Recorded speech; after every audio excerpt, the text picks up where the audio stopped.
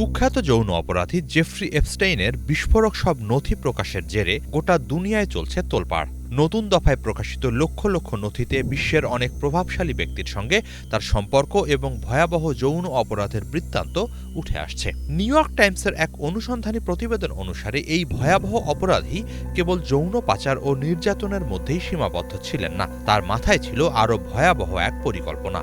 নিজের বীর্য, জিন প্রকৌশল ও কৃত্রিম বুদ্ধিমত্তা ব্যবহার করে মানুষের এক তথাকথিত উন্নত সংস্করণ বা সুপার হিউম্যান রেস তৈরির পরিকল্পনা ছিল তার। ছিল নিজের ডিএনএ ছড়িয়ে দিয়ে মানবজাতির ভবিষ্যৎ নিয়ন্ত্রণের অসুস্থ বাসনা। প্রতিবেদন অনুযায়ী ২০০৮ সালের দিকে এ ধরনের ভাবনা চিন্তা স্পষ্ট রূপ লাভ করে এপস্টাইনের মাথায়। নিউ মেক্সিকো অঙ্গরাজ্যে নিজ মালিকানায় থাকা জোরো র্যাঞ্চকে তিনি এ প্রকল্প বাস্তবায়নের পরীক্ষাগার বানানোর পরিকল্পনা করেন। সেখানে একসঙ্গে অন্তত ২০ নারীকে নিজের বীর্যে গর্ভবতী করে সন্তান জন্ম দেওয়ার কথা ভাবছিলেন তিনি। সেসব সন্তান যাতে উন্নত প্রজাতির মানব আকারে জন্ম নেয়, সেজন্য জিন ও এআই প্রযুক্তি ব্যবহার করা হবে। এভাবেই ওই উন্নত প্রজাতির মানবকে গোটা দুনিয়ায় ছড়িয়ে দেওয়ার পরিকল্পনা ছিল তার। উন্নত মানব প্রজাতি তৈরি ও নিজের জিন মানুষের মাঝে ছড়িয়ে দেওয়ার এই চাওয়াকে ভয়াবহ মানসিক বিকৃতি হিসেবে উল্লেখ করছেন মনোবিজ্ঞানীরা। নিউ ইয়র্ক টাইমস জানিয়েছে, মূলত জোরো র্যাঞ্চে আগে থেকেই নিয়মিতভাবে শিশু কিশোরীদের ওপর যৌন নির্যাতন চালানোর অভিযোগ ছিল। নিয়মিত নারীদের গমনাগমন থাকায় সেখানে ২০ নারীকে গর্ভবতী করার পরিকল্পনা এপস্টাইনের জন্য সহজ ছিল। বিশেষজ্ঞরা বলছেন, ১৯৩০-এর দশকে নাৎসি জার্মানি ইউজেনিক্স বা সুপ্রজনন বিদ্যার মাধ্যমে উন্নত মানব প্রজাতি তৈরির প্রচেষ্টা চালায়। সেটি ছিল এক ভয়াবহ বর্ণবাদী ও বিদ্বেষমূলক প্রকল্প। তবে তাতে জিন ও এআই প্রযুক্তির সংশ্লিষ্টতা ছিল না। এপস্টাইনের সুপার হিউম্যান বানানোর পরিকল্পনাকে ইউজেনিক্সের আধুনিক ও বিপজ্জনক সংস্করণ বলছেন বিশেষজ্ঞরা, যা অপ্রাকৃতিক।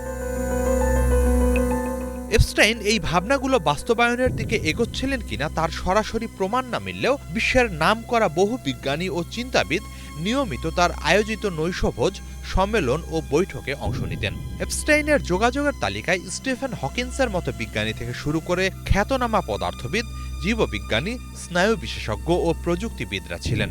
শুধু তাই নয়, হার্ভার্ড বিশ্ববিদ্যালয়ের বিবর্তনগত গবেষণা কর্মসূচিতে তিনি প্রায় $৬৫ লাখ অনুদান দেন এবং world wide trans humanist association নামের একটি আন্তর্জাতিক গবেষণা সংস্থাতেও বিশাল অর্থ সহায়তা দেন। নিজের বীর্য ও ডিএনএ ব্যবহার করে এক বিশেষ প্রজাতির উন্নত মানব গোষ্ঠী তৈরির পরিকল্পনা।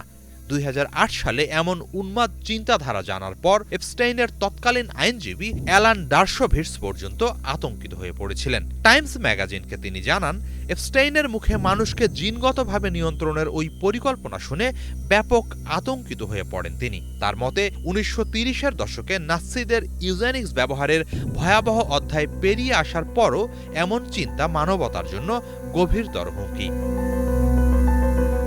যখন সীমাহীন অর্থ, ক্ষমতা ও বিকৃত উচ্চাকাঙ্ক্ষা একসঙ্গে মিশে যায়, তখন বিজ্ঞানও হয়ে উঠতে পারে ভয়ঙ্কর অস্ত্র। জেফ্রি এপস্টাইনের এ ধরনের বিভীষিকাময় চিন্তা তারই প্রতিফলন। হিজল জুবায়ের, বাংলা ভিশন।